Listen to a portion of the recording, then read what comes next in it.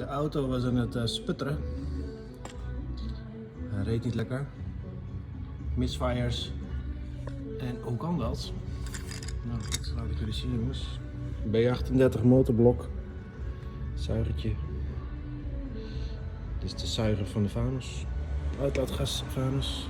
En als we hier gaan kijken,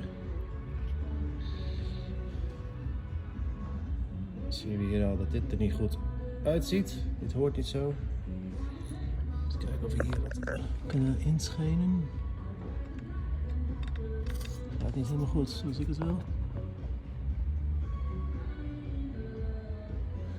Er zal vast nog iets van dat mesh zijn achtergebleven.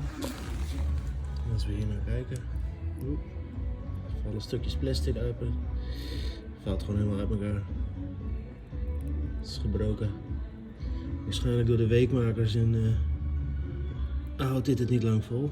Dit blok heeft 230.000 kilometer gereden. Dat was de veer. Deze veer zit hierin. Het zuigertje valt daar netjes overheen. En dan zit er een circlip. En die circlip die komt hier in deze ruimte. Het is een 16 meter circlip origineel. En die hebben ze al geüpgrade naar 17 mm omdat die losliet. Zie, die circlip zit nog netjes op zijn plek. Alleen deze circlip was gebroken en de ene helft lag in de olie, in het oliekaarten. Jongens, het